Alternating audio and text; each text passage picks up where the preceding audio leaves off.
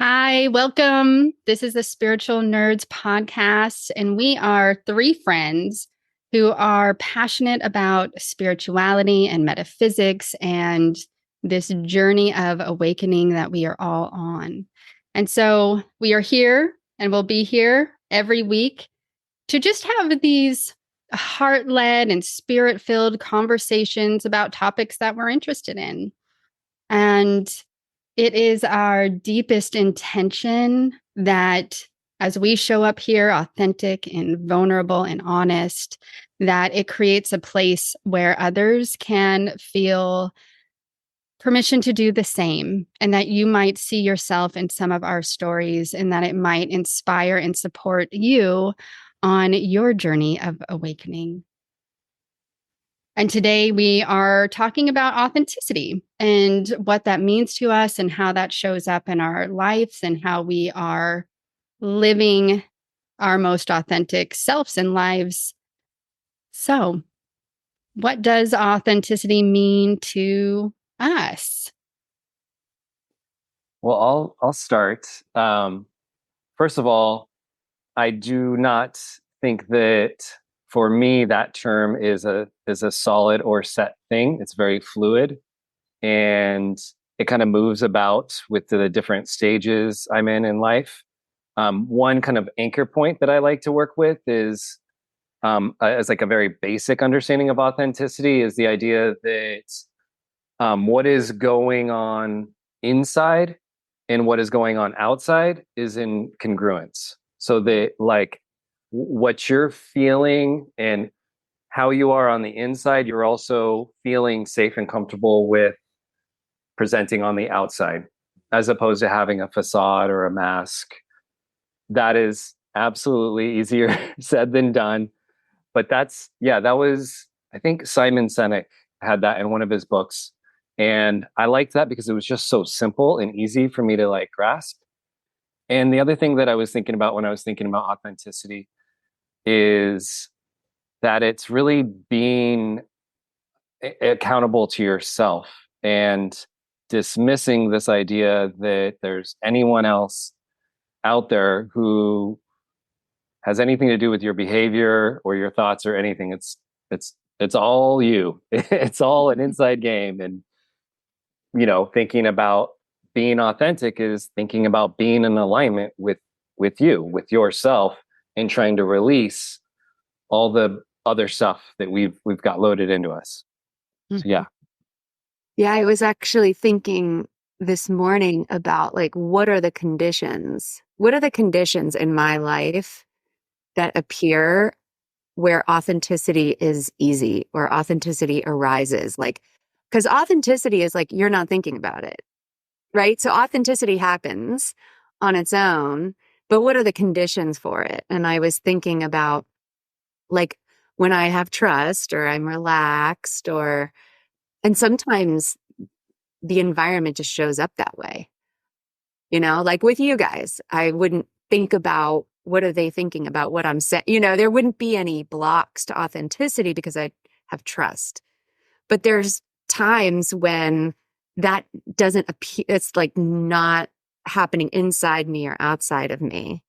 And then I was thinking about, well, when the conditions aren't just there for it to arise naturally, what do I do to create those conditions, even if, once I recognize that they're not there? And I had some thoughts about that this morning. Actually, can I say what my thoughts were? Yeah. My thoughts were, I was listening to that Sarah Landon book, and they keep saying, we love you, we love you, we love you, we love you, right? And there's this way that like when you really feel that, when you're really dropped into who you are, you feel so deeply loved by life in a way that transcends whatever the human condition is, right? So we can like create that in ourselves and create those conditions for authenticity to arise, even in situations we might not normally feel Yeah, like. absolutely. Yeah. So the other night, I've gotten into this new practice where at night before I go to bed, I am asking my guides and angels to come in and to just be with me. And whether that's like clearing energetics that need to be cleared or helping nourish and replenish me while I sleep. And it's been lovely. And sometimes they come in and they're like, I just want to tell you this stuff. And so I got into this practice of like not getting up because I don't want to get out of bed. But in the dark the other night, I was in the dark and I just opened my journal on my nightstand and I'm just writing. I don't see what I'm writing, but I'm just sort of like, sure, I'm going to write it down. And one of the things that came in recently that I just want to read to you because I won't be able to remember it well, but was about authenticity. And what came through, it said, when you're living from higher consciousness, then living inauthentically becomes impossible. Everything that is not true, part of that illusion just falls away. And there's no other way of being when you're tapped into your higher levels of consciousness. You no longer worry about what others think because it's all love and it doesn't matter. You are vibrating at a frequency in which authenticity is the only choice. And all other facades of being don't fit in anymore. Only truth remains. And you no longer find yourself in places or around people or situations where authenticity, being authentic or inauthentic, isn't a match. When you're living from this consciousness, you are love and all is love. And you know yourself is worthy and loved. And then hiding parts of yourself is no longer in your field. You're just you. And there's no judgment of yourself or fear of being judged. And so authenticity becomes just a natural state of being. And that sort of taps into what you were just saying. Like, you are loved, you are loved. If like we just trust in that, I am loved, I love myself, I am worthy, I'm going to show up. And I've noticed that in my own life. Like there was years and years where I was so fearful of showing up authentically because I didn't want to be judged and I didn't want to be rejected. And so I just showed up in the way that I thought they would like. But then I'm in these relationships that don't feel good, you know? And once I've started to do my own spiritual practices and my own work to love myself and to be more authentic, I have found that 95% of my world sees the real me and I can be the real me and I feel understood and supported. And those other people have just kind of gone away because I can't tolerate not being me anymore. That's so beautiful what came through. And it just like, it almost like energetically puts me into, like drops me into that state. And I had this thought that we still, so like, I know I still have times when I feel not so in alignment, not so, it's not so easy to just be myself. And it's almost like those times help me look back at what you were just talking about. Like, oh my God, like the coming back and the remembering of everything you just said is actually so exquisite. It can be so ecstatic to come back home and you're like, oh, I'm home. And just like, like sometimes we still need to leave to come back, It's so beautiful. But the more you do it, the more it just does seem like life just starts to line up. Mm-hmm. And you don't leave as much because it's just not kind of happening, Yeah. What both of you are saying is very interesting. Ashley, what you led with, and then Shana, what you said as well, make me think about how when you can live, when you're getting into a place where you're very aligned and you can just feel it, right? Like things are kind of sinking. You know that no one is going to show up in your day that you're not meant to meet, that there's going to be random things that happen, but it's going to be fun. And you're just kind of in that like playful, light, what do you got for me, universe kind of day. And, obviously I don't always have those days. When I do have them, I relish them and they're awesome. And when you're in those days, it is like your authenticity in your inner self. It's because you're so aligned, right? So they're the driver and everything lines up and works for you. And then Ashley, I think what I was thinking about when you were talking about how sometimes you have to make peace with situations. I think that that's interesting. There's gonna be some times where it's gonna be difficult to get ourselves lined up for certain events, like going to someone's birthday party or something, and you're like, this isn't really what I want to do. And I'm not about to say something profound. I'm just about to say something I think is interesting. I'm wondering, is it is there power in tapping into that authenticity and really being honest and aligned and saying, is this for my highest good or is this a should?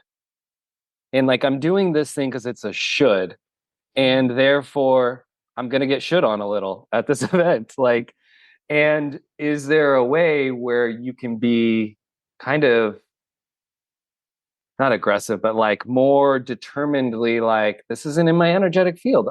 It's a no, it's a hard pass. Like, and sit with the discomfort that might come around from that. And I think, I guess what I'm getting at is that to me is kind of like, that's a little bit of the meat of trying to live an authentic life, right? Is like, how do we, sometimes being authentic for yourself isn't going to be comfortable for other people, I guess.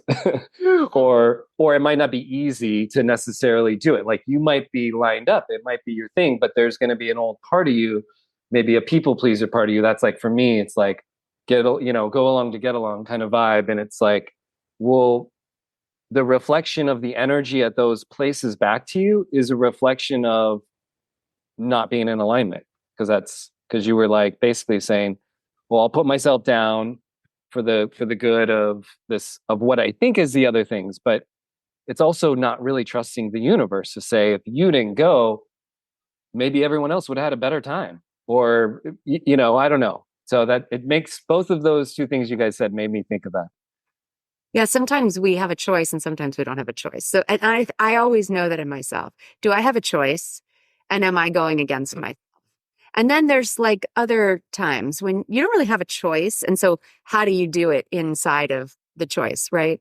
Like, I was talking to a friend this morning and she was talking about struggling with a family member. And we were talking about how maybe all she could do, because she feels like she leaves herself. She abandons herself when she's with this family member. And I was like, what if just the next time because you have to be with the family member. She doesn't want to not be with them. Just be in your body and breathe. And that's the only thing you're doing. Like, be in your body and breathe. The family member probably won't notice that she's doing anything differently. But on the energetics, she hasn't left herself. And we were like talking about, it would be a great experiment to just not leave yourself. And if that's the only thing that happened, what changes in the dynamic? When you simply stay in your body, in your breath, in your truth. You don't need to be like dropping truth bombs all over the place and, but like, maybe that's what wants to come out. But what happens when you just stay home, Yeah. And sometimes maybe that's all we can do in certain situations. But I think your point is like, when you get to that critical point where you're like, this is not in alignment with me. Your body is clear. Your truth is there. We have to make these choices. Yeah. I think I think you're exactly right, both of you, that there's these, part of being authentic is really getting curious of what is an alignment, and do I feel comfortable enough to set these boundaries and say no when it's a no and say yes when it's a yes. And that's the practice of, well, then might be confrontation and there might be these things, people might get upset. And yet, can we honor ourselves and what's true for us in those moments, even if it makes other people uncomfortable? And I think that goes true into these moments of being in places where we might not want to be. I think of like a kid's birthday party and I'm like, I don't really want to go. I don't really want to hang out with all of these people, great people, but they're not necessarily my people. And yet, like, can I go to that and can I show up and really be me And like, that's the practice. Can I show up? It's so uncomfortable. Can I show up and really be me in that moment? And maybe they don't get me. Maybe they don't love all of who I am, but that's okay because I love me. And I honor myself and I feel worthy enough to show up in these spaces and just be me. It makes me think of this. I had a friend who a couple years ago, she had moved to a new place where she didn't know anybody. She's like, I am going to do this practice that every new person I meet, I am showing up exactly as I am. And she's an out of the box kind of gal. And she was like, they'll either like select to stay connected to me or they'll self-select to not. But then I don't have to continue to be in relationship from the get-go in a way that's out of alignment. And she said every time she did it, it was a massive vulnerability hangover afterwards to show up so real and true to herself. But then the people that she has in her life now are the people who get her and who really understand and support all of who she is. But scary. It's scary to do that. Mm-hmm. Yeah, that takes a lot of courage. Mm-hmm. Well, it's also like, there's also like the winds are shifting in a way. Like, you know, we've been at this for 25, I don't know how long I've been at this, but like 20 years or something, you know. A long time. A long time. And like, you know, 20 years ago, we didn't have as much of, you know, spiritual talk and spiritual concepts were just not in the framework. So if you started talking about law of attraction or you started talking about spirit guides, people would be like, whoa. And now you say it and it's like 90% of the people, maybe not 90. I don't know. A lot of people are like, oh yeah, I talk to my spirit guides or whatever. It's in the world more. And I think that's relaxing something in me too. You just, because a lot of times my authenticity is really about that. You know, I can chit chat. I don't love it. I can. But it's like who I am. If you know me, you know, this stuff is just bubbling to the surface all the time. This is where I live. This is what I want to be talking about. And it's just more and more and more people are going there. And it's kind of cool. Super cool. Yeah. I mean, I think it makes me think that there's more than one level to being authentic.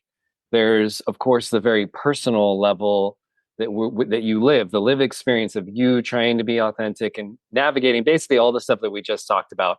And then Ashley, to your point, there is also this like macro level where in some ways you can get a little bit of relief if you say, me being authentic is raising the vibration of the planet right now. Like that this is actually the energy that is being elicited from all of us. And the more people who bravely, like your friend Shayna, bravely step out and be authentic, the more it's making it acceptable for people who maybe didn't think that was even a possibility. And I think also just raising the vibration of the planet with love and acceptance. And that always, to me, that always comes from inside first. So if you're walking around in alignment and you're interacting with people from a place of alignment, you're bringing light to the planet, and that's always going to be a good thing, particularly with where we're at right now. So that's such a good point, Nate. Like that, you just said it all to me, because it's like that scale, as that scale continues to tip, that's where I know I get freed up more and more to just be authentic, not in a way of like pressure or something like that. It's just a foundational belief system. What are you grounding into for how you go about your day? Well, if you ground into offering light or raising the vibration or whatever the words are, that it's like losing words here, people, but like, you know, when you're orienting from that place, even just if you want to just say being kind, you know, offering kindness in the world, being, you know, whatever that bumper sticker was a long time ago about doing random acts of kindness or just being, you know, like pumping people up or pulling people up. It's just a different orientation. And I don't know, maybe that is who who we really are, because it does relax you, doesn't it? Yeah. I love all of that too. And I think that is the essence of it. I think as we tap, the more people that tap into the authenticity, just like you were saying, Nate, the more it becomes available. People are like, oh, that I can do that. Oh, that's cool. And then it comes to, well, what does that even mean to me? I think like we are so influenced by everything, and then our conditioning and our programming and the literal social media influencers and advertisings and all of these things that like it really takes going inwards to be like, well, who actually am I? And like what is true to me, and what do I believe, and what are my values, and what does fill me with joy and light. And I think there's more and more people, like you said, Ashley, that are already kind of in this sphere, but then there's a lot that are like, I'm not even sure. Right. And so like then we have to start to get really curious and start asking our questions. What does authenticity even mean to me? Who am I? What do I want? What feels in alignment to me? Do I have safe spaces to show up in that way? I often work from the body out. I think it helps me more to work from the body out. So first, am I relaxed in my body? Like what's happening in my body and how I can be informed. But that's such a good point because, it is so useful to know what your conditioning is, to do as much work as you can to really understand what trips you up. And, even yesterday, I had this whole thing where I was going to go into caretaking when actually what I needed was something completely different. And I really stopped myself, and because I've been working at it for a long time, and it was great. And in that leaving myself, abandoning myself for a minute and then coming back, there's so much rich stuff in there, like self-care and forgiveness and compassion and all these like beautiful things that kind of bring me back home. Was that a tangent?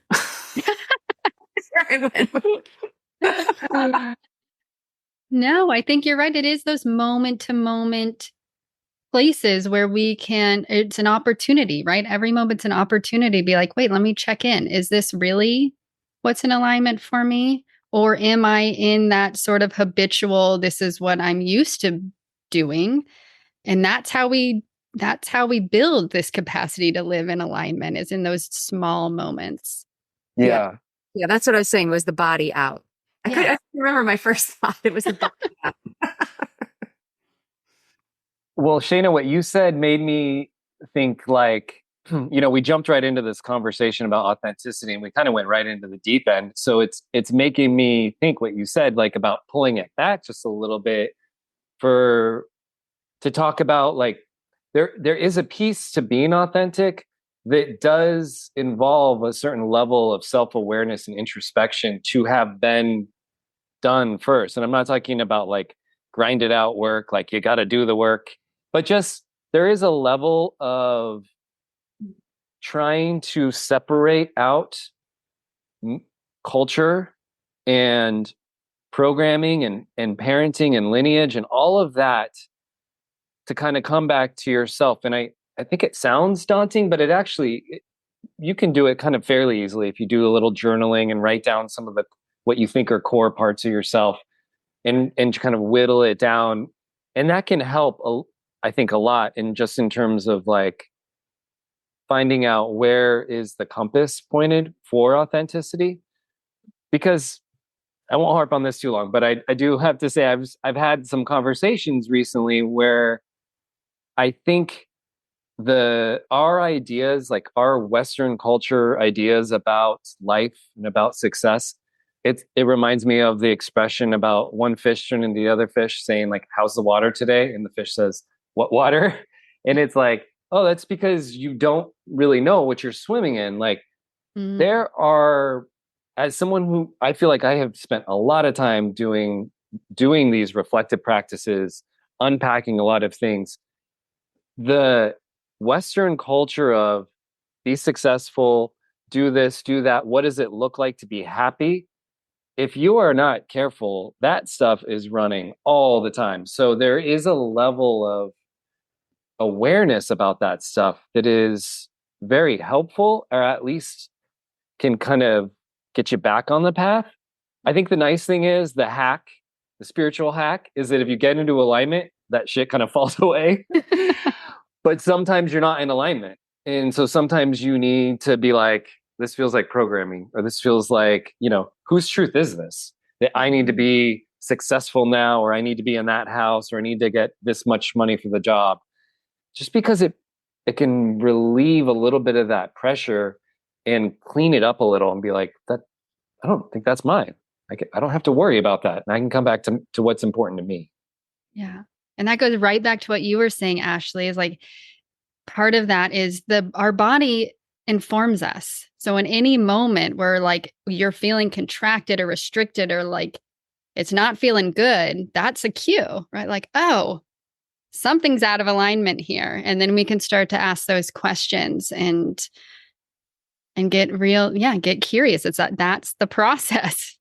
Totally. Yeah. It also brings in like this beautiful marriage between, psychological work and spiritual. And I think for me, the marriage is so beautiful. For me, the psychological work came first. And when I dropped into the spiritual, it was like, oh my gosh, it was such a beautiful next place to land. But the map of my own psyche, the just kind of concepts and healing that I had done made, I don't know what it made. It made me understand more what was happening when I was doing the spiritual hack of just dropping into the body, dropping into alignment. But I remember like, maybe 15 years ago when I was really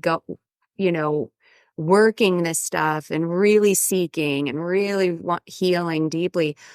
I mean, I would have to go into alignment like 100 times a day. I mean, I was practicing it all day, every day, right? So you're noticing I'm in, I'm out, I'm in, I'm out, I'm in, I'm out. And now it's like, I guess when you work that so consciously, your body just tells you, your consciousness just tells you, kind of just know. You don't have to look for it. You're not assessing it. But I think we grow up so, like what you were saying, Nate, what's the water? Like we're just in it. We don't even know what's affecting us, and we don't even know where we are. I mean, I know that's true for me. I didn't even know where I was. So where I was in space and time in myself or in the world. So I think there's just such a process with it. Yeah, I think that's true. And I think that's where we have to give ourselves a lot of grace and compassion of like, it is a process. And like both of you have said, I mean, unless you're, I don't know, Jesus or something, like we are for our whole lifetimes, we're going to fall in and out of it. It's just part of it. I think it's just how much work have we done, or how conscious and aware are we that we can come back in faster?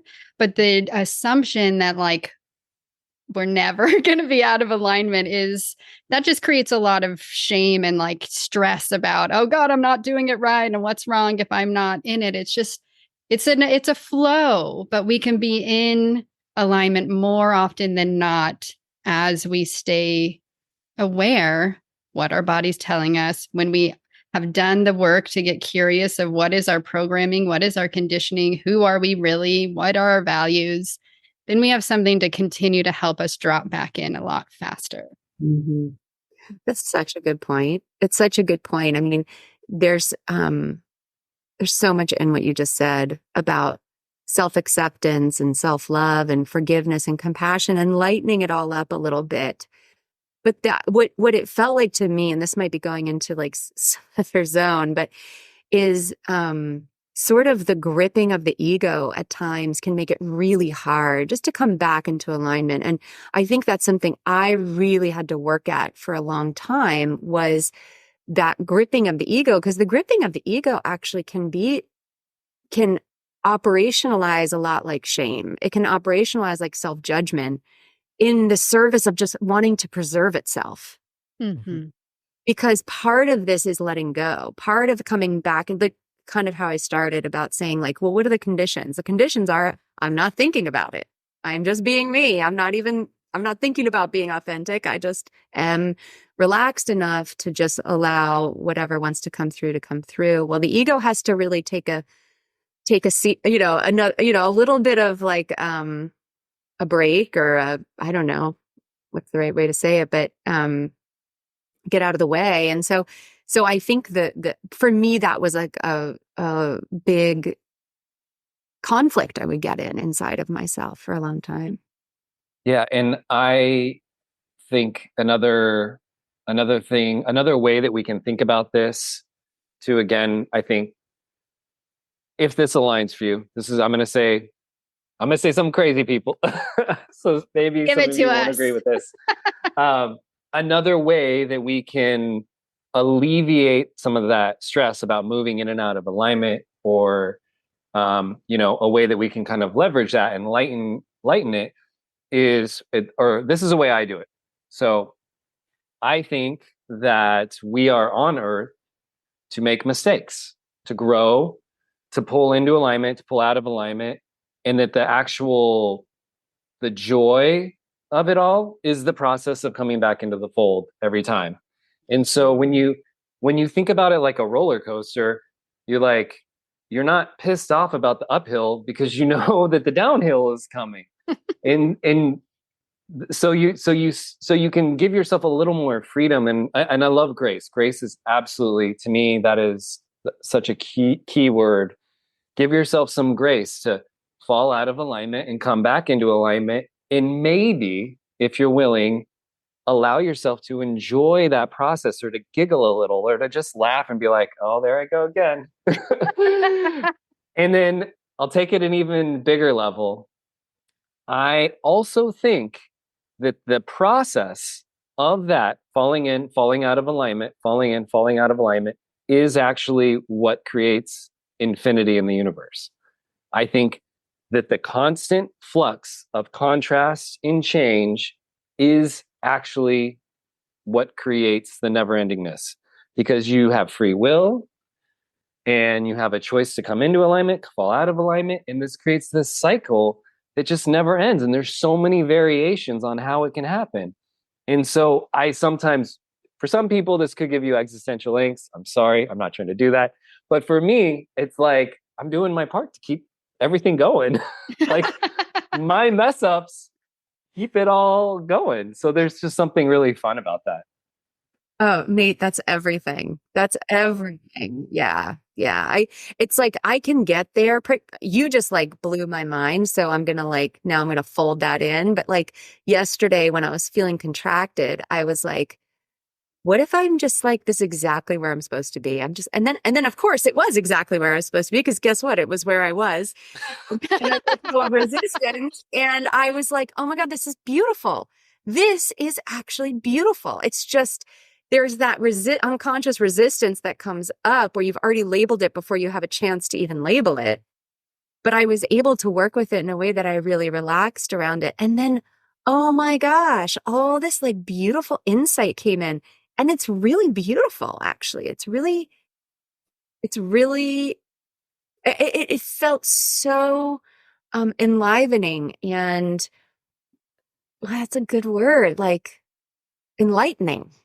Enlightening, like, right? Like, oh, when we can like relax into that and accept this process, the light comes in.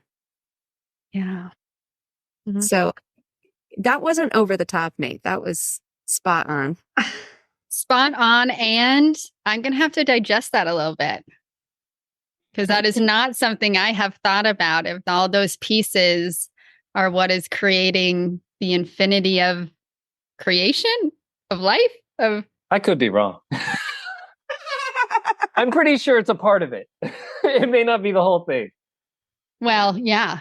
Whether you're right or wrong, none of us ever know any of it. We're all just in it. But there's something about that I also, that you said in the beginning, that it creates sort of this playfulness. And I think that's such an important energy to be in, to not take ourselves too seriously. And, part of what I believe is that we're here to experience life, and that's all of it. That's not just joy and, happiness and the ecstatic parts. It's all the messiness too. Like we're just here to experience, and that means mistakes and that means challenges. But all of those are opportunities to grow and to expand and to learn and to just to be in the playground of life.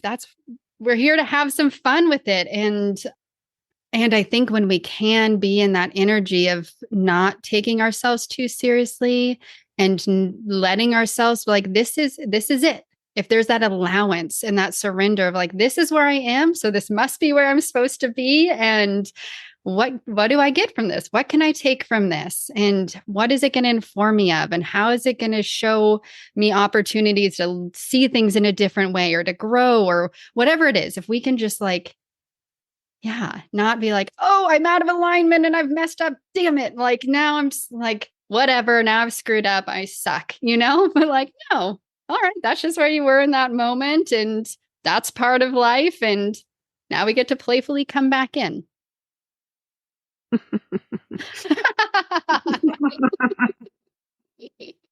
I was just thinking like, wow, we really, it's funny. There's like, well, I had a couple different thoughts. One is my therapist in my 20s had this big, beautiful print on the wall that was this poem, and I'll try to find it, but it's a famous poem about starting at the beginning and then kind of going, and then when you come back around to the beginning again. Do you know this poem? I'll find it. I'm going to find this and send it together. But there's something about like coming back, right? And we can almost see it as a spiral, right? Because you're like this again, and then but you're not the same. You're never the same when you come back around, right? You're just constantly becoming. But I just love how we just open up one topic of authenticity and we've like gotten into like the infinity energy of the universe. Because of course. Yeah. Yeah. I love that too. This is so fun. And I think it's time to wrap it up. So I don't have any last thoughts about authenticity or. Yeah, I think one of the things that we've been kind of moving around that should be emphasized if you're thinking about the subject is just be playful, give yourself grace, try not to be a perfectionist about it. Just, enjoy the process. Enjoy the process of trying to become more yourself.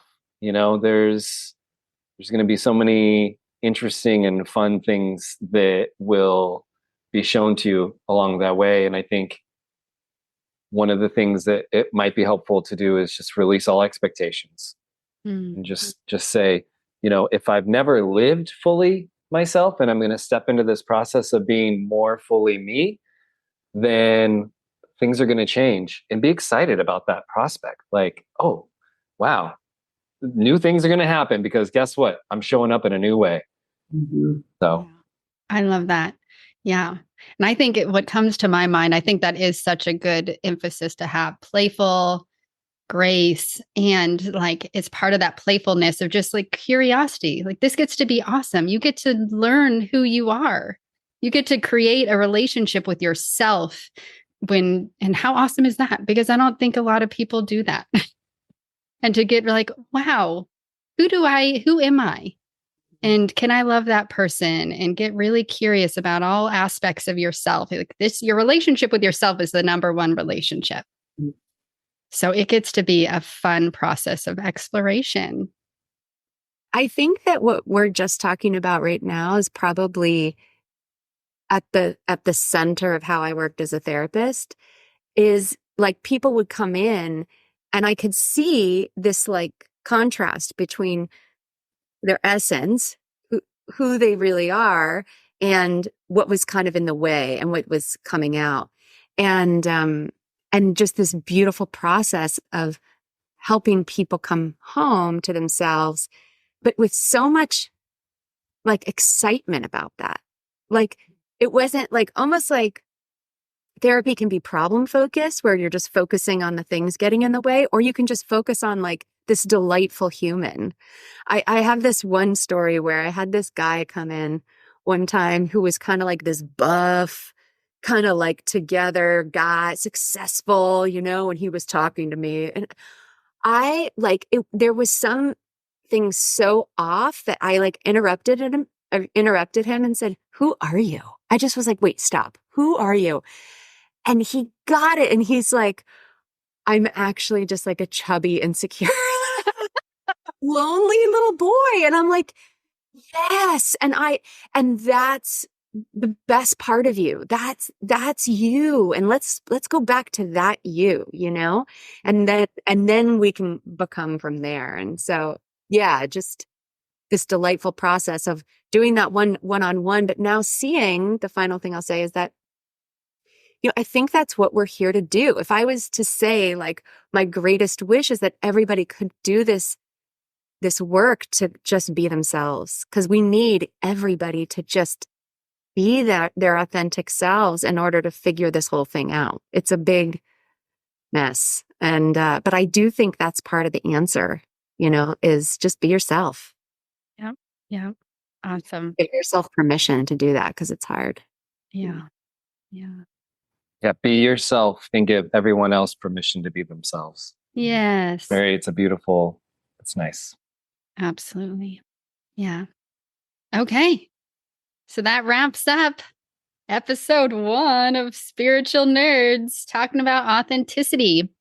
We hope you all enjoyed it and that it serves you in some way to support your own awareness and awakening into your most authentic self. And we hope to have you join us next time.